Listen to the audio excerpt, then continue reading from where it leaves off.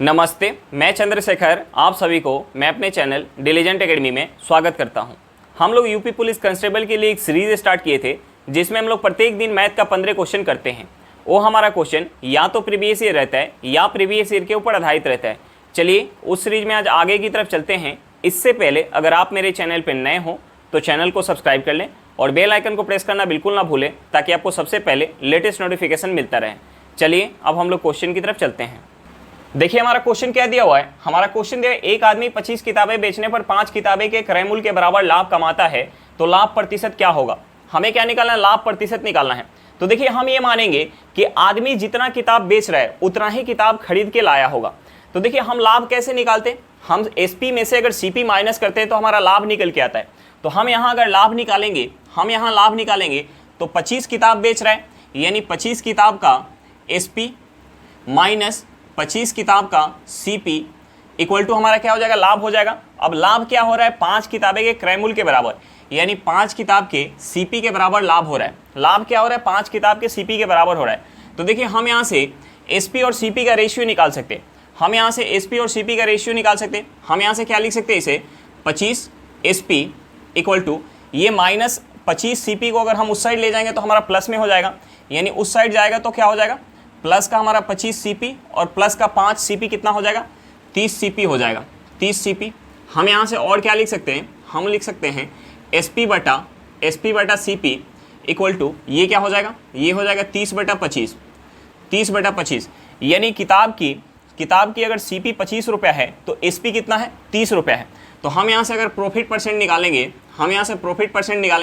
तो देखिए कितना का प्रॉफिट हो रहा है, 25 रुपया की किताब है और 30 रुपये में बिक रही है, यानी कितना में प्रॉफिट हो रहा है, 5 का प्रॉफिट हो रहा है। कितने पे, 25 पे इंटू 100 करेंगे तो यहाँ से हमारा क्या निकल के आ जाएगा, प्रॉफिट परसेंट निकल के आ जाएगा। अब देखिए ये 5 से 5 बार में जाएगा, 5 से हम 100 को काटेंगे ये 20 बार में जाएगा, यानी प्रॉफिट परसेंट हमारा क्या निकल के आ गया, 20%। कितना परसेंट प्रॉफिट होगा, 20% का प्रॉफिट होगा। चलिए क्वेश्चन समझ में आ गया होगा, नेक्स्ट क्वेश्चन पे चलते हैं। देखिए हमारा क्वेश्चन क्या दिया हुआ है, हमारा क्वेश्चन दिया चीनी के मूल्य में 10% की कमी होने के कारण एक व्यक्ति 270 रुपये में 1 केजी चीनी अधिक खरीद सकता है तो प्रति केजी चीनी का आरंभिक मूल्य क्या होगा। हमें क्या निकालना है, चीनी का आरंभिक मूल्य निकालना है। देखिए हमें क्वेश्चन में क्या दिया है कि चीनी के मूल्य में 10% की कमी होने के कारण एक व्यक्ति 270 रुपये में 1 केजी चीनी अधिक खरीद सकता है, यानी व्यक्ति पहले भी 270 रुपये ही खर्च कर रहा था और अब भी 270 रुपये ही खर्च कर रहा है, यानी उसका खर्च क्या है, फिक्स है। अगर खर्च फिक्स है तो हम यहाँ अगर कीमत का रेशियो निकालेंगे तो उसका अपोजिट रेशियो हमारा क्या हो जाएगा, खपत का रेशियो हो जाएगा। तो देखिए हम सबसे पहले क्या करते हैं, इस परसेंट को हम फ्रैक्शन में चेंज करेंगे, 10% को हम फ्रैक्शन में चेंज करेंगे, ये हमारा क्या हो जाएगा 1/10, यानी कीमत का हम अगर रेशियो निकालेंगे, तो पहले चीनी का मूल्य अगर 10 रुपया होगा तो अब 10 रुपये पे 1 का कमी हो गया, कितना हो गया, 9 रुपया हो गया, यानी कीमत का रेशियो क्या हो गया, 10:9 हो गया। तो हम खपत का अगर रेशियो निकालेंगे, खपत का रेशियो निकालेंगे तो खपत का रेशियो क्या हो जाएगा, इसका अपोजिट हो जाएगा, यानी पहले अगर 9 केजी का खपत हो रहा था तो अब खपत कितना हो रहा है, 10 केजी का खपत हो रहा है। अब देखिए पहले जो है 270 रुपये में 9 केजी चीनी मिल रहा था, 270 रुपये में 9 केजी चीनी मिल रहा था, 270 रुपये में 9 केजी चीनी मिल रहा था। अब जो है 270 रुपये में 10 केजी चीनी मिल रहा है, अब जो है 270 रुपये में 10 केजी चीनी मिल रहा है। तो देखिए हम यहाँ से प्रति केजी चीनी का मूल्य निकाल सकते हैं। हमसे क्या पूछ रहा है, आरंभिक मूल्य पूछ रहा है, यानी पहले जो है 270 रुपये में अगर 9 केजी मिल रहा था, यानी पर केजी चीनी का मूल्य क्या होगा, 30 रुपये होगा। अगर हमसे अगर बाद का मूल्य पूछता, यानी कम होने के बाद अगर मूल्य पूछता, तो कम होने के बाद कितना हो जाता, 10 केजी का मूल्य अगर 270 रुपये है तो 1 केजी का मूल्य कितना हो जाएगा, 27 रुपये हो जाएगा। हमसे क्या पूछ रहा था, आरंभिक मूल्य पूछ रहा था, यानी हमारा आंसर क्या हो जाएगा, हमारा आंसर हो जाएगा 30 रुपया प्रति केजी। हमारा आंसर क्या हो जाएगा, 30 रुपये प्रति केजी, यानी आरंभिक मूल्य क्या होगा चीनी का, 30 रुपये प्रति केजी होगा। चलिए क्वेश्चन समझ में आ गया होगा, नेक्स्ट क्वेश्चन पे चलते हैं। देखिए हमारा क्वेश्चन क्या दिया हुआ है, हमारा क्वेश्चन दिया 12 आदमी किसी कार्य को 90 दिनों में कर सकते हैं। कार्य प्रारंभ होने के 30 दिनों के बाद 2 आदमियों ने कार्य छोड़ दिया और 8 आदमी शामिल हो गए। शेष कार्य को पूरा करने में कितने दिन लगेंगे। देखिए हम यहाँ MDH फार्मूला का यूज करेंगे। हमें क्वेश्चन में क्या दिया हुआ है, हमें क्वेश्चन में दिया है कि 12 आदमी किसी काम को 90 दिन में कर सकते हैं। 12 आदमी किसी काम को 90 दिन में कर सकते हैं। उसी काम को हमें क्वेश्चन में आगे क्या दिया हुआ है कि कार्य प्रारंभ करने के 30 दिन के बाद, यानी 30 दिन तक 12 आदमी काम कर रहे हैं, 30 दिन तक 12 आदमी काम कर रहे हैं उसके बाद 2 आदमी जो है काम छोड़ दिया और 8 आदमी शामिल हो गए, यानी 12 आदमी थे, उसमें से 2 आदमी ने काम छोड़ दिया, यानी शेष आदमी कितना बच गए 10 आदमी, और फिर 8 आदमी शामिल हो गए, यानी टोटल आदमी कितना हो गया 18 आदमी हो गए। और हमसे पूछ रहा है कि जो शेष काम है वो कितना दिनों में समाप्त हो जाएगा। तो देखिए 30 दिन काम हो चुका है, हमने मान लिया कि शेष काम जो है वो x दिन में समाप्त हो रहा है। तो देखिए हम यहाँ से इस इक्वेशन से x का वैल्यू निकाल सकते हैं। अब देखिए ये 12 गुने 30 को अगर हम इस साइड लेके आएंगे तो ये हमारा क्या हो जाएगा, माइनस में हो जाएगा, यानी हम इसमें से माइनस करेंगे 12 गुने 90 में से हम 12 गुने 30 माइनस करेंगे तो ये हमारा क्या हो जाएगा 12 गुने 60, ये हमारा क्या हो जाएगा 12 गुने 60 इक्वल टू 18 गुने x हो जाएगा। अब देखिए हम यहाँ से अगर 6 से ये काटेंगे तो ये 6 से 3 बार में जाएगा, ये 6 से कितने बार में जाएगा 10 बार में, हम इसे अगर 3 से काटेंगे तो ये 3 से 4 बार में जाएगा, यानी यहाँ से हमारा x क्या निकल के आ गया, हमारा x निकल के आ गया 40 दिन, यानी शेष काम को कितना दिन में समाप्त कर देंगे 40 दिन में समाप्त कर देंगे। चलिए क्वेश्चन समझ में आ गया होगा, नेक्स्ट क्वेश्चन पे चलते हैं। देखिए हमारा क्वेश्चन क्या दिया हुआ है, हमारा क्वेश्चन दिया है A की कार्य क्षमता B की कार्य क्षमता की 3 गुनी है, इसलिए वह एक काम को B की तुलना में 60 दिन कम में करता है। यदि वे दोनों एक साथ काम करें तो कितने दिनों में काम खत्म होगा। देखिए हमें क्वेश्चन में क्या दिया हुआ है, हमें क्वेश्चन में दिया हुआ है कि A की कार्य क्षमता B की कार्य क्षमता की 3 गुनी है। तो हम सबसे पहले यहाँ से A और B का इफिशियंसी का रेशियो निकालेंगे। हम सबसे पहले यहाँ से A और B का इफिशियंसी का रेशियो निकालेंगे। अब देखिए हम यहाँ से इफिशियंसी का रेशियो निकालेंगे तो हमें क्वेश्चन में दिया कि A की कार्य क्षमता B की 3 गुनी है, यानी A का इफिशियंसी अगर 3 यूनिट होगा तो B का इफिशियंसी कितना होगा 1 यूनिट होगा। अब देखिए इफिशियंसी का रेशियो हमें पता चल गया तो हम यहाँ से समय का रेशियो निकाल सकते हैं। देखिए इफिशियंसी के रेशियो का अपोजिट हमारा क्या होता है, समय का रेशियो होता है, यानी हम यहाँ से अगर टाइम का रेशियो निकालेंगे तो टाइम का रेशियो क्या हो जाएगा 1:3 हो जाएगा, इफिशियंसी का अपोजिट हो जाएगा। यानी A को उस काम को करने में अगर 1 यूनिट का समय लग रहा होगा तो B को कितना समय लग रहा है 3 यूनिट का समय लग रहा है, यानी A को B की अपेक्षा कितना कम समय लग रहा है, A को जो है B की अपेक्षा कितना कम समय लग रहा है 2 यूनिट कम समय लग रहा है। लेकिन हमें क्वेश्चन में क्या दिया हुआ है कि B की तुलना में 60 दिन कम समय लगता है, यानी 2 यूनिट का वैल्यू हमें क्वेश्चन में क्या दिया हुआ है 60 दिन दिया हुआ है, 2 यूनिट का वैल्यू हमें क्वेश्चन में 60 दिन दिया हुआ है, तो हम यहाँ से 1 यूनिट का वैल्यू निकाल सकते हैं। 1 यूनिट का वैल्यू क्या हो जाएगा 30 दिन हो जाएगा। अब देखिए A जो है उस काम को 1 यूनिट समय में कर रहा है और 1 यूनिट का वैल्यू हमारा क्या निकल के गया 30 दिन, यानी A उस काम को 30 दिन में कर रहा है और A का इफिशियंसी कितना है 3 यूनिट है। तो हम यहाँ से टोटल वर्क निकाल सकते हैं। हम यहाँ से टोटल वर्क निकालेंगे, टोटल वर्क कितना हो जाएगा, हम A के समय में अगर A के इफिशियंसी से गुना करेंगे, यानी A का समय क्या है 3 दिन, A का समय क्या है 30 दिन और A का इफिशियंसी कितना है 3 यूनिट। A का समय क्या है 30 दिन और A का इफिशियंसी क्या है 3 यूनिट, यानी टोटल वर्क हमारा क्या हो जाएगा 90 यूनिट। अब देखिए इस 90 यूनिट वर्क को अगर दोनों साथ में मिलके करें, A प्लस B अगर दोनों साथ में मिलके करें तो कितना समय लगेगा, हमें उस समय को निकालना है। तो देखिए A का इफिशियंसी कितना है 3 यूनिट और B का इफिशियंसी कितना है 1 यूनिट, यानी A एक दिन में अगर 3 यूनिट काम कर रहा है तो B एक दिन में कितना कर रहा है 1 यूनिट काम कर रहा है। दोनों मिलके करेंगे तो एक दिन में 4 यूनिट काम करेंगे और टोटल काम कितना है 90 यूनिट, यानी 90 यूनिट काम करने में कितना समय लगेगा हम यहाँ से निकाल सकते हैं। इस 90 में अगर हम 4 से भाग देंगे, दोनों के इफिशियंसी से भाग देंगे तो हमारा समय निकल के आ जाएगा। अब देखिए हम इसे 2 से काटेंगे तो ये 2 से 2 बार में जाएगा, ये 2 से 45 बार में जाएगा, यानी यहाँ से हमारा क्या हो गया, यहाँ से हो गया 45/2 दिन। 45/2 दिन को हम क्या लिख सकते हैं 22 सही 1/2 दिन, यानी दोनों मिलके उस काम को करेंगे तो कितना समय लग जाएगा 22 सही 1/2 दिन का समय लग जाएगा। चलिए क्वेश्चन समझ में आ गया होगा, नेक्स्ट क्वेश्चन पे चलते हैं। देखिए हमारा क्वेश्चन क्या दिया हुआ है, हमारा क्वेश्चन दिया 10% ब्याज पर 2 वर्ष की अवधि के लिए एक निश्चित मूलधन पर साधारण ब्याज चक्रवृद्धि ब्याज से 1 रुपया कम है, मूलधन ज्ञात करें। हमें क्या निकालना है, मूलधन निकालना है।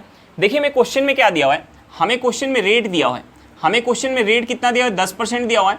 हमें टाइम दिया हुआ है, क्वेश्चन में टाइम कितना दिया हुआ है 2 वर्ष दिया हुआ है, हमें टाइम कितना दिया हुआ है 2 वर्ष दिया हुआ है। और हमें क्वेश्चन में क्या दिया हुआ है कि साधारण ब्याज जो है चक्रवृद्धि ब्याज से 1 रुपया कम है, यानी हमें CI माइनस SI कितना दिया हुआ है, CI माइनस SI दिया हुआ है 1 रुपया। हमें क्या निकालना है, प्रिंसिपल निकालना है, हमें प्रिंसिपल निकालना है। तो देखिए हम यहाँ प्रिंसिपल कुछ मान लेते हैं। प्रिंसिपल मानने के लिए हम सबसे पहले रेट परसेंट को फ्रैक्शन में चेंज करते हैं। अब देखिए रेट हमारा क्या दिया हुआ है 10% दिया हुआ है, तो हम इस 10% को फ्रैक्शन में चेंज करेंगे, ये हमारा क्या हो जाएगा 1/10। अब देखिए फ्रैक्शन में चेंज करने के बाद हम समय देखते हैं। अब देखिए समय हमारा कितना दिया है 2 वर्ष दिया हुआ है, तो हम यहाँ प्रिंसिपल मान सकते हैं 10/1 का स्क्वायर। अब 10/1 लिखे या 10 लिखे हमारा बात बराबर होगा, यानी हम 10 का स्क्वायर यहाँ प्रिंसिपल मान लेंगे। अब देखिए यहाँ हमारा अगर समय 3 वर्ष दिया होता तो हम यहाँ प्रिंसिपल 10 के पावर 3 मानते। अब देखिए हमारा प्रिंसिपल 10 का स्क्वायर ये कितना हो जाएगा, 100 हो जाएगा। प्रिंसिपल 100 रुपया हो गया, रेट हमारा क्या है 10% है, तो हम यहाँ 2 साल का CI और एशआई निकालते हैं। अब देखिए हम सबसे पहले एशआई निकालते हैं। साधारण ब्याज क्या होता है, प्रत्येक साल हमें बराबर मिलता है, यानी 100 रुपये का अगर हम 10% निकालेंगे तो पहले साल हमें ब्याज कितना मिल जाएगा, 10 रुपये का। दूसरे साल भी हमें ब्याज कितना मिल जाएगा, 10 रुपये का। जब हम यहाँ चक्रवृद्धि ब्याज निकालेंगे तो पहले साल हमें इस 100 रुपये का क्या मिल जाएगा, 10%, यानी 10 रुपये मिल जाएगा। दूसरे साल हमें प्रिंसिपल पे तो मिलेगा ही, प्लस का हमें क्या मिलेगा, जो पहले साल ब्याज मिल चुका है उस ब्याज के ऊपर भी ब्याज मिलेगा, यानी इस 10 का भी हम 10% निकालेंगे तो ये हमारा कितना हो जाएगा, 1 रुपया हो जाएगा। अब देखिए यहाँ हमारा CI माइनस SI क्या निकल के आया, यहाँ हमारा CI माइनस SI क्या निकल के आया। जब हम SI निकाल रहे थे तो पहले साल हमें 10 रुपया मिल रहा था, दूसरे साल भी हमें 10 रुपया मिल रहा था। जब हम CI निकाल रहे हैं तो पहले साल हमें 10 रुपया मिल रहा है, दूसरे साल हमें 10 रुपया प्लस का 1 रुपया मिल रहा है, यानी यहाँ CI माइनस SI कितना निकल के आया, 1 रुपया निकल के आया। यहाँ क्या निकल के आया, 1 रुपया निकल के आया। और देखिए हमें क्वेश्चन में भी CI माइनस SI क्या दिया हुआ है, 1 रुपया दिया हुआ है, यानी हमारा प्रिंसिपल क्या हो जाएगा, हमारा प्रिंसिपल हो जाएगा 100 रुपया। हमसे प्रिंसिपल पूछ रहा था, हमारा प्रिंसिपल क्या निकल के आ गया, प्रिंसिपल निकल के आ गया 100 रुपया। प्रिंसिपल क्या निकल के आ गया, 100 रुपये निकल के आ गया। चलिए क्वेश्चन समझ में आ गया होगा, नेक्स्ट क्वेश्चन पे चलते हैं। देखिए हमारा क्वेश्चन क्या दिया हुआ है, हमारा क्वेश्चन दिया है एक व्यक्ति 1200 रुपया को 8% वार्षिक साधारण ब्याज और 1800 रुपये को 10% वार्षिक साधारण ब्याज पर निश्चित समय के लिए उधार लेता है। वह 1380 रुपये ब्याज के रूप में देता है, तो समय ज्ञात करें। हमें क्या निकालना है, समय निकालना है। देखिए हमें क्वेश्चन में क्या दिया हुआ है, हमें क्वेश्चन में दिया हुआ कि व्यक्ति जो है 1200 रुपया 8% की दर से उधार ले रहा है और 1800 रुपया 10% की दर से उधार ले रहा है, और समय क्या है, समय दोनों में एक निश्चित समय है, और टोटल जो है SI के रूप में कितना दे रहा है, 1380 रुपया दे रहा है। तो देखिए हम इस 1200 रुपया का 8% की दर से साधारण ब्याज निकालेंगे और इस 1800 रुपये का 10% की दर से साधारण ब्याज निकालेंगे, और दोनों को ऐड करेंगे तो किसके बराबर हो जाएगा, 1380 रुपये के बराबर हो जाएगा। तो हम यहाँ से समय निकाल सकते हैं इस इक्वेशन से। अब देखिए हम यहाँ साधारण ब्याज कैसे निकालते हैं, P into R into T बटा 100 लगा के, यानी यहाँ हमारा P क्या है, P जो है 1200 रुपया है, R हमारा क्या है 8%, और हमें T नहीं पता, हमें T निकालना है, बटा क्या हो जाएगा 100 हो जाएगा, प्लस क्या हो जाएगा, प्लस हो जाएगा P क्या है दूसरा हमारा 1800 रुपया, और यहाँ हमारा रेट कितना है 10% है, और यहाँ T हमें निकालना है, बटा क्या हो जाएगा 100 हो जाएगा, इक्वल टू ये कितना हो जाएगा, यहाँ से हमारा जो SI निकल के आएगा वो किसके बराबर हो जाएगा, ये हो जाएगा 1380 रुपये के बराबर। अब देखिए हम यहाँ से 2 जीरो से 2 जीरो काट सकते हैं, यहाँ भी हमारा 2 जीरो से 2 जीरो कट जाएगा। अब देखिए हम गुना करेंगे, 12 में अगर 8 से गुना करेंगे, 12 8 कितना होता है 96, 96 T प्लस का हमारा क्या हो जाएगा, ये हो जाएगा 180, 180 T इक्वल टू ये कितना हो जाएगा 1380 हो जाएगा। अब देखिए हम इसे ऐड करेंगे तो ये हमारा कितना हो जाएगा, ये हो जाएगा 6 प्लस 0 कितना हो जाएगा 6, और 8 प्लस 9 कितना हो जाएगा 17 के साथ हाथ में 1, ये कितना हो जाएगा 2, यानी ये हो गया 276 T इक्वल टू ये कितना हो जाएगा, ये हो जाएगा 1380 रुपया, ये कितना हो गया 1380 रुपया। अब देखिए हम इस 138 से अगर 276 को काटेंगे तो ये कितने बार में जाएगा, 2 बार में जाएगा, यानी हम यहाँ से इसे काट सकते हैं। हम अगर इसे 138 से काटेंगे तो ये 10 बार में जाएगा, और 138 से ये 2 बार में जाएगा, यानी यहाँ से हमारा क्या निकल के आ गया 2T इक्वल टू 10, यानी हमारा T क्या निकल के आ जाएगा, T निकल के आ जाएगा 5 वर्ष, यानी समय हमारा क्या निकल के आ गया 5 वर्ष निकल के आ गया। चलिए क्वेश्चन समझ में आ गया होगा, नेक्स्ट क्वेश्चन पे चलते हैं। देखिए हमारा क्वेश्चन क्या दिया हुआ है, हमारा क्वेश्चन दिया 5 क्रमागत प्राकृतिक संख्याओं का औसत m है, यदि अगले 3 प्राकृतिक संख्याओं को सम्मिलित किया जाए तो नया औसत m से कितना अधिक होगा। देखिए हमें क्वेश्चन में क्या दिया हुआ है, हमें क्वेश्चन में दिया है 5 क्रमागत प्राकृतिक संख्याओं का औसत m दिया हुआ है। हमें कितना क्रमागत संख्या दिया हुआ 5, यानी 1 2 3 4 5। अब देखिए 5 क्रमागत संख्या, क्रमागत यानी लगातार प्राकृतिक संख्या। अब देखिए लगातार प्राकृतिक संख्या का जब हम औसत निकालेंगे तो औसत हमारा क्या होगा, जो संख्या बीचों बीच में होगा, यानी 5 संख्या है तो बीचों बीच में ये जो संख्या होगी यही हमारी क्या होगी, औसत होगी। अब देखिए हमें औसत क्या दिया हुआ है, हमें औसत m दिया हुआ है, यानी ये जो संख्या होगी ये संख्या क्या है, m है। अब देखिए लगातार प्राकृतिक संख्या के बीच डिफरेंस कितना होता है, 1 का डिफरेंस होता है, यानी m से पहले वाली जो संख्या होगी वो संख्या क्या होगी, m-1 होगी, और इससे पहले वाली संख्या क्या होगी, m-2 होगी, और m के बाद वाली संख्या क्या हो जाएगी, m+1 हो जाएगी, और उसके बाद वाली संख्या क्या हो जाएगी, m+2 हो जाएगी। अब देखिए हमें क्वेश्चन में आगे क्या बोला जा रहा है, हमें क्वेश्चन में बोला जा रहा है कि यदि अगली 3 प्राकृतिक संख्या को सम्मिलित कर लिया जाए, यानी अगली 3 प्राकृतिक संख्या अगर हम सम्मिलित करेंगे, अगली 3 प्राकृतिक संख्या सम्मिलित करेंगे तो हमारी संख्या क्या हो जाएगी, m+2 के बाद संख्या हो जाएगी m+3, उसके बाद m+4, उसके बाद क्या हो जाएगी m+5, यानी ये 8 लगातार प्राकृतिक संख्या का हमें औसत निकालना है। तो देखिए हम औसत कैसे निकालते हैं, पहली संख्या प्लस का हम अंतिम संख्या बटा 2 करते हैं तो हमारा औसत निकल के आता है। तो हम यहाँ औसत निकालेंगे, तो औसत क्या हो जाएगा, m-2 प्लस m+5 बटा 2 हो जाएगा। अब देखिए यहाँ से हम इसे लिख सकते हैं 2m प्लस ये हमारा क्या हो जाएगा, माइनस का 2 है और प्लस का 5 है, यानी ये क्या हो जाएगा हमारा प्लस का 3 हो जाएगा, बटा क्या हो जाएगा 2 हो जाएगा। अब देखिए हम इसे 2 से अगर भाग देंगे तो हमारा क्या हो जाएगा, ये हो जाएगा m+1.5।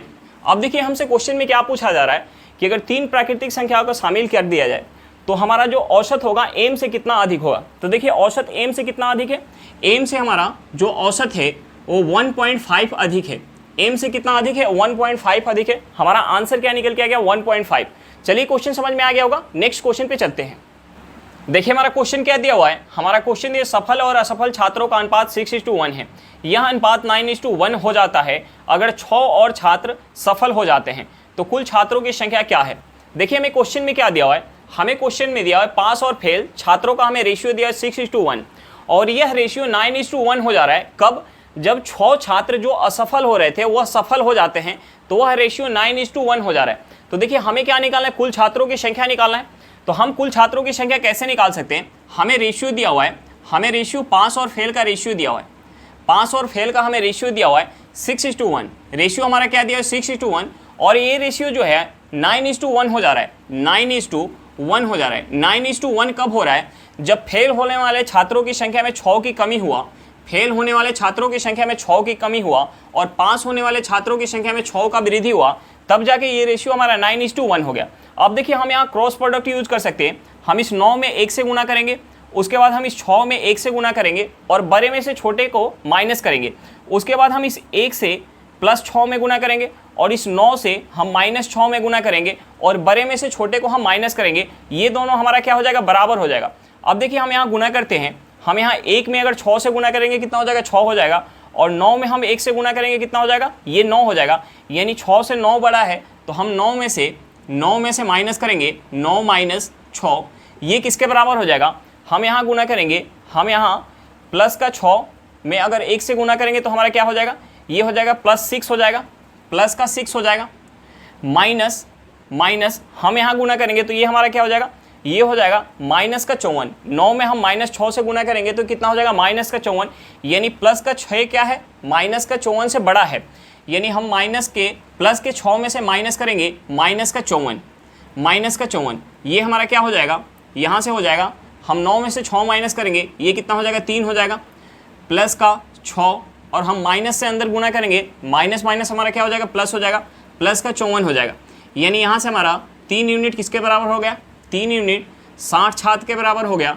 तो हमारा 1 यूनिट यहाँ से निकल के आ जाएगा 20 छात्र। हमें क्या निकालना था, छात्रों की कुल संख्या, यानी छात्रों की कुल संख्या क्या है, छात्रों की कुल संख्या जो है पास होने वाले छात्र जो है 6 यूनिट है और फेल होने वाले छात्र 1 यूनिट है, यानी कुल संख्या कितना हो गया, 7 यूनिट। यानी यहाँ से हमारा 7 यूनिट का वैल्यू निकल के आ जाएगा, यहाँ से 7 यूनिट का वैल्यू हमारा क्या हो जाएगा, 7 यूनिट का वैल्यू हो जाएगा 140। 7 यूनिट का वैल्यू क्या निकल के आ गया, 140, यानी कुल छात्रों की संख्या कितनी होगी, 140 होगी। चलिए क्वेश्चन समझ में आ गया होगा, नेक्स्ट क्वेश्चन पे चलते हैं। देखिए हमारा क्वेश्चन क्या दिया हुआ है, हमारा क्वेश्चन दिया ए तथा बी ने एक व्यवसाय में क्रमशः 35,000 रुपये तथा 56,000 रुपये के पूंजी निवेश की। यदि ए ने 45,000 रुपये का लाभ प्राप्त किया तो उनके द्वारा व्यापार में कुल लाभ ज्ञात करें। हमें क्या निकालना है, कुल लाभ निकालना है। अब देखिए हमें क्वेश्चन में ए का लाभ दिया हुआ है और हमसे कुल लाभ पूछ रहा है, तो देखिए ए और बी का लाभ का रेशियो अगर हमें पता चल जाए तो हम वहाँ से कुल लाभ बता पाएंगे, क्योंकि हमें क्वेश्चन में ए का लाभ दिया हुआ है। अब देखिए हम लाभ का रेशियो कैसे निकालते हैं, पूंजी का रेशियो निकाल के और समय का रेशियो निकाल के जब हम गुना करते हैं तो हमारा लाभ का रेशियो निकल के आता है। लेकिन इस क्वेश्चन में देखिए हमें दोनों का पूंजी दिया हुआ है, लेकिन इस पूरे क्वेश्चन में हमें समय कहीं नहीं दिया हुआ है। तो देखिए समय ना दिया हो क्वेश्चन में तो हम पूंजी का रेशियो निकालते हैं और जो हमारा पूंजी का रेशियो निकल के आता है वही रेशियो हमारा क्या होता है, लाभ का रेशियो होता है। यानी इस क्वेश्चन में हमारा लाभ का रेशियो क्या हो जाएगा, इस क्वेश्चन में हमारा लाभ का रेशियो हो जाएगा लाभ का रेशियो क्या हो जाएगा, हम दोनों का पूंजी का रेशियो निकालेंगे, वही हमारा क्या हो जाएगा, लाभ का रेशियो हो जाएगा। अब देखिए दोनों का हमें पूंजी दिया हुआ है, दोनों का हमें पूंजी दिया हुआ है। ए का पूंजी कितना दिया हुआ है, 35,000 रुपया। ए का पूंजी कितना दिया हुआ है, 35,000 रुपया। और बी का पूंजी कितना दिया हुआ है, बी का पूंजी दिया हुआ है 56,000 रुपया। बी का पूंजी कितना दिया हुआ है, 56,000 रुपया। हम यहाँ से रेशियो निकालेंगे, हमारा लाभ का रेशियो निकल के आ जाएगा। अब देखिए यहाँ से 3 जीरो से हमारा 3 जीरो कट जाएगा। हम इसे अगर 7 से काटेंगे तो 35 7 से 5 बार में जाएगा, और 56 जो है 7 से कितना बार में जाएगा, 8 बार में जाएगा। यानी लाभ का रेशियो हमारा क्या निकल के आ गया, 5:8। यानी टोटल लाभ में से ए को 5 यूनिट मिल रहा है, तो बी को कितना मिल रहा है, 8 यूनिट मिल रहा है। यानी टोटल लाभ कितना हो रहा है, टोटल लाभ हो रहा है 13 यूनिट। अब देखिए यहाँ जो है ए को 5 यूनिट मिल रहा है, लेकिन हमें क्वेश्चन में दिया है कि ए को 45,000 मिल रहा है। यानी इस 5 यूनिट का जो वैल्यू है, 5 यूनिट का वैल्यू हमें क्वेश्चन में क्या दिया हुआ है, 45,000 रुपया दिया हुआ है। इस 5 यूनिट का वैल्यू हमें क्वेश्चन में 45,000 दिया हुआ है, तो हम यहाँ से 1 यूनिट का वैल्यू निकाल सकते हैं। 1 यूनिट का वैल्यू क्या हो जाएगा, हम इसे 5 से काटेंगे तो ये कितने बार में जाएगा, 9 बार में। यानी हमारा हो जाएगा 1 यूनिट 9,000 हो जाएगा। अब देखिए 1 यूनिट का वैल्यू निकल के आ गया, हमें जो है कुल लाभ निकालना था। कुल लाभ कितना हो रहा है, कुल लाभ में से ए को 5 यूनिट मिल रहा है और बी को जो है 8 यूनिट मिल रहा है। यानी कुल लाभ कितना हो गया, 13 यूनिट। हमें 13 यूनिट का वैल्यू निकालना है। अब देखिए हम 13 में अगर 9 से गुना करेंगे तो 13 यहाँ कितना होता है, 117 है। 13 में हम 9 से गुना करेंगे कितना हो जाएगा, 117। 117 पे 3 जीरो आ जाएगा, 117 पे 3 जीरो आ गया। यानी ये हमारा कितना हो जाएगा, ये हो जाएगा 1,17,000 रुपया। कुल लाभ हमारा क्या निकल के आ गया, 1,17,000 रुपया। चलिए क्वेश्चन समझ में आ गया होगा, नेक्स्ट क्वेश्चन पे चलते हैं। देखिए हमारा क्वेश्चन क्या दिया हुआ है, हमारा क्वेश्चन दिया दो संख्याओं का योग 45 है, उनका अंतर योग का 1/9 है, तो उनका एलसीएम ज्ञात करें। हमें क्या निकालना है, एलसीएम निकालना है। तो देखिए हमें सबसे पहले दोनों संख्या निकालना पड़ेगा। अब देखिए हमें क्वेश्चन में दिया कि दो संख्याओं का योग 45 है, तो हम मान लेते हैं कि एक संख्या हमारी a है और दूसरी संख्या b है। हमें क्वेश्चन में a प्लस बी क्या दिया हुआ है, हमें क्वेश्चन में a प्लस बी दिया हुआ है 45, और हमें दूसरा क्या दिया हुआ है, हमें दूसरा दिया है कि उनका अंतर जो है योग का 1/9 है। यानी अंतर a माइनस बी क्या हो जाएगा, a माइनस बी हो जाएगा। योग कितना है, 45 है, 45 का 1/9 जो है अंतर है। यानी हमारा अंतर क्या हो जाएगा, 45 का 1/9 हो जाएगा। यानी यहाँ से हमारा अंतर क्या निकल के आ जाएगा, हम इसे 9 से काटेंगे, 9 से 5 बार में जाएगा। यानी हमारा अंतर क्या निकल के गया, 5 निकल के आ गया। यानी हमारा यहाँ से ये पता चल गया कि a plus B equal to 45 और a minus B equal to 5। तो देखिए हम यहाँ से दोनों संख्या निकाल सकते हैं इन दोनों इक्वेशन से। अब देखिए इन दोनों इक्वेशन को अगर हम ऐड करेंगे तो हमारा प्लस का b और माइनस का b कट जाएगा। यानी यहाँ से हमारा हो जाएगा 2a इक्वल टू, ये कितना हो जाएगा, 50 हो जाएगा। यानी a हमारा क्या निकल के आ जाएगा, 25। अब देखिए a हमें पता चल गया कि 25 है, तो हम b निकाल सकते हैं। हम यहाँ से b निकालेंगे, यानी हम यहाँ किसी एक में a का वैल्यू रखेंगे तो हमारा b निकल के आ जाएगा।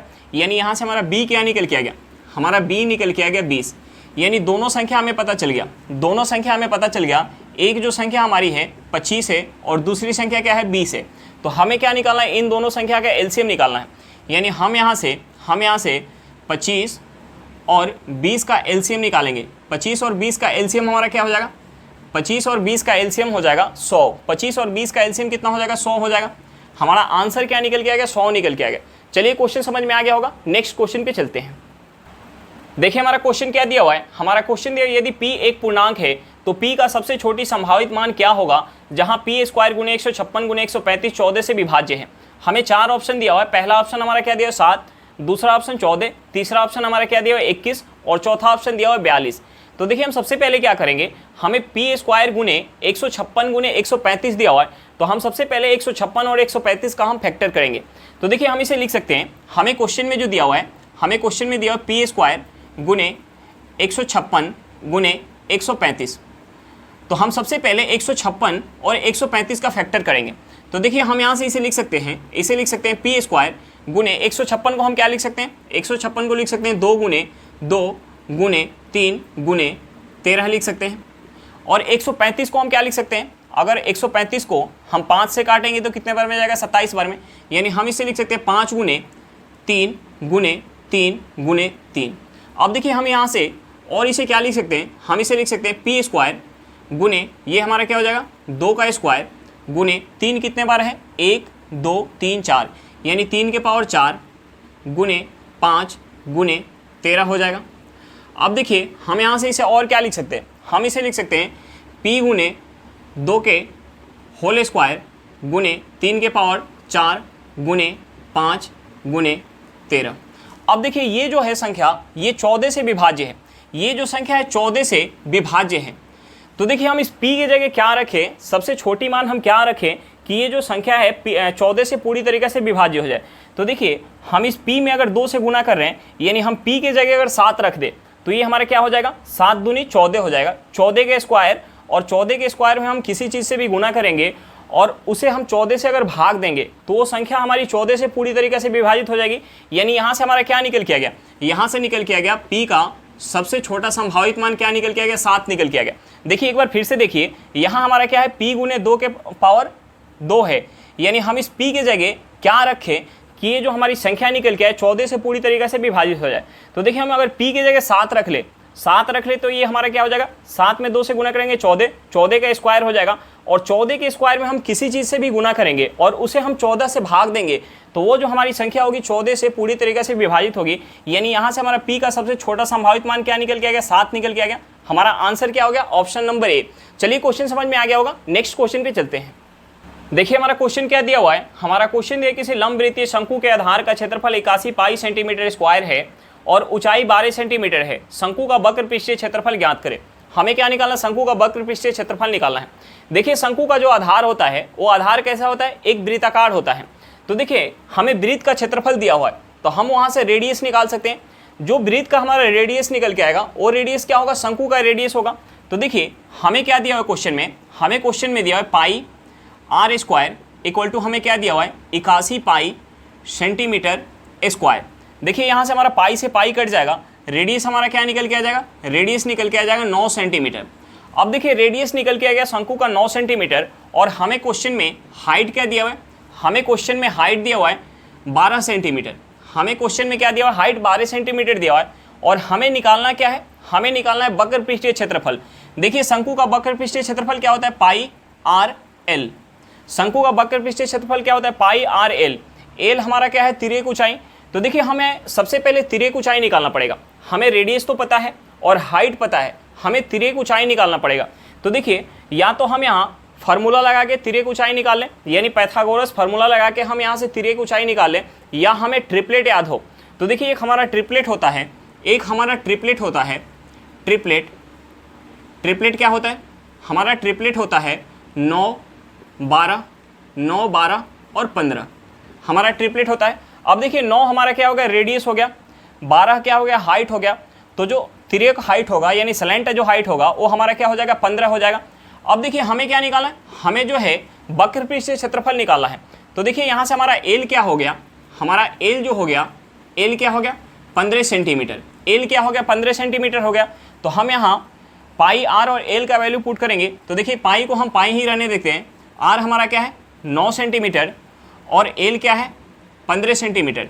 यानी यहाँ से हमारा क्या हो जाएगा, यहाँ से हमारा हो जाएगा 135 पाई सेंटीमीटर स्क्वायर। वक्र पृष्ठीय क्षेत्रफल हमारा क्या निकल के आ गया, 135 पाई सेंटीमीटर स्क्वायर। चलिए क्वेश्चन समझ में आ गया होगा, नेक्स्ट क्वेश्चन पे चलते हैं। देखिए हमारा क्वेश्चन क्या दिया हुआ है, हमारा क्वेश्चन दिया 80 किलोमीटर पर घंटा की चाल से चलने वाली 287 मीटर लंबी रेलगाड़ी विपरीत दिशा में 37 किलोमीटर पर घंटा की चाल से चल रही दूसरी रेलगाड़ी को 18 सेकंड में पार करती है। दूसरी रेलगाड़ी की लंबाई ज्ञात कीजिए। हमें क्या निकालना है, दूसरी रेलगाड़ी की लंबाई निकालना है। देखिए जब भी कोई रेलगाड़ी किसी दूसरी रेलगाड़ी को पार करती है तो उस केस में रेलगाड़ी अपनी लंबाई प्लस की जिसे पार करती है उसकी लंबाई के बराबर दूरी चलती है। तो हम ये निकालने की रेलगाड़ी दूसरी रेलगाड़ी को 18 सेकंड में पार करे तो 18 सेकंड में कितना दूरी चलेगी। हम अगर दूरी निकालेंगे तो दूरी किसके बराबर हो जाएगा, दोनों रेलगाड़ी की लंबाई के बराबर हो जाएगा। और हमें एक रेलगाड़ी की लंबाई दिया हुआ है तो हम वहाँ से माइनस करके दूसरी रेलगाड़ी की लंबाई निकाल सकते हैं। तो देखिए हमें सबसे पहले क्या निकालना पड़ेगा, हमें सबसे पहले दोनों रेलगाड़ी एक दूसरे के विपरीत दिशा में चल रही है तो हमें सबसे पहले यहाँ रिलेटिव स्पीड निकालना पड़ेगा। अब देखिए रिलेटिव स्पीड क्या हो जाएगा, दोनों एक दूसरे के विपरीत दिशा में चल रही है तो दोनों का स्पीड ऐड हो जाएगा। यानी यहाँ से हमारा रिलेटिव स्पीड हो जाएगा 80 किलोमीटर पर घंटा प्लस का 37 किलोमीटर पर घंटा। हम इसे ऐड करेंगे तो ये हमारा हो जाएगा 117 किलोमीटर पर घंटा। अब देखिए हमें जो समय दिया हुआ है, समय हमें सेकंड में दिया हुआ है तो हमें इसे मीटर पर सेकंड में चेंज करना पड़ेगा। मीटर पर सेकंड में चेंज करने के लिए हमें इस 117 में 5/18 से गुना करना पड़ेगा। यानी यहाँ से हमारा क्या निकल के आ गया 117 गुने 5/18 मीटर पर सेकेंड। अब देखिए हमारा स्पीड जो है रिलेटिव स्पीड मीटर पर सेकेंड में निकल के आ गया और हमें समय क्वेश्चन में दिया हुआ है, तो हम यहाँ से निकाल सकते हैं, दूरी निकाल सकते हैं। अब देखिए हम दूरी निकालेंगे, हम दूरी यहाँ से निकालेंगे, यानी समय में 18 सेकंड में हम गुना करेंगे स्पीड से। स्पीड हमारा कितना है 117 गुने 5/18 मीटर पर सेकंड। अब देखिए यहाँ से हमारा 18 से 18 कट जाएगा, हम 117 में अगर 5 से गुना करेंगे तो यहाँ से हमारा क्या हो जाएगा 117 में 5 से गुना करेंगे तो ये हो जाएगा 585 मीटर हो जाएगा। अब देखिए दोनों रेलगाड़ी की लंबाई का योग हमारा क्या निकल के आ गया 585 निकल के आ गया, और एक रेलगाड़ी की लंबाई हमें क्या दिया हुआ है, एक रेलगाड़ी की लंबाई दिया हुआ है 287 मीटर, तो हम दूसरी का निकाल सकते हैं। यानी हम इस 585 में से माइनस करेंगे, 585 में से माइनस करेंगे 287, तो यहाँ से हमारा दूसरी रेलगाड़ी की लंबाई निकल के आ जाएगा। अब देखिए हम माइनस करेंगे, यानी 15 में से हम 7 माइनस करेंगे, ये कितना हो जाएगा 8 हो जाएगा। ये हमारा कितना हो गया, ये हमारा हो गया 17 हो जाएगा। 17 में से हम 8 माइनस करेंगे, 17 में से 8 माइनस करेंगे, ये कितना हो जाएगा 9 हो जाएगा। ये हमारा कितना हो गया 4 में से 2 माइनस करेंगे, ये कितना हो जाएगा 2 हो जाएगा। यानी दूसरी रेलगाड़ी की लंबाई हमारा क्या निकल के आ गया 298 मीटर। दूसरी रेलगाड़ी की लंबाई क्या निकल के आ गया 298 मीटर। चलिए क्वेश्चन समझ में आ गया होगा, नेक्स्ट क्वेश्चन पे चलते हैं। देखिए हमारा क्वेश्चन क्या दिया हुआ है, हमारा क्वेश्चन दिया है एक चोर को एक पुलिसकर्मी 150 मीटर की दूरी से रोक लेता है। पुलिसकर्मी जब चोर की पीछा करना शुरू करता है तो चोर भी दौड़ना शुरू करता है, यह मानते हुए कि चोर की गति 7 किलोमीटर पर घंटा और पुलिसकर्मी की गति 9 किलोमीटर पर घंटा है, तो पुलिसकर्मी के द्वारा चोर तक पहुंचकर उसे पकड़ने से पहले चोर द्वारा तय की हुई दूरी कितनी है। हमें क्या निकालना है, चोर द्वारा तय की गई दूरी निकालना है। तो देखिए पुलिसकर्मी जब चोर को देख रहा है तो चोर आगे की तरफ भाग रहा है और पुलिसकर्मी उसका पीछा कर रहा है, तो जितना समय में पुलिसकर्मी चोर को पकड़ेगा उतना समय के लिए चोर भी आगे की तरफ भागा होगा। यानी समय क्या है, पकड़े जाने का समय क्या है, बराबर है। यानी पकड़े जाने में पुलिस जितना समय ले रहा है उतना ही समय चोर आगे की तरफ भाग रहा है, यानी समय हमारा बराबर है, समय सेम है। तो एक हमारा कंसेप्ट होता है कि जो हमारा स्पीड का रेशियो होगा वही क्या होगा, हमारा डिस्टेंस का रेशियो होगा। अब देखिए दोनों का हमें स्पीड दिया हुआ है तो हम यहाँ से स्पीड का रेशियो निकाल सकते हैं, और जो हमारा स्पीड का रेशियो निकल के आएगा वही क्या होगा, हमारा डिस्टेंस का रेशियो होगा।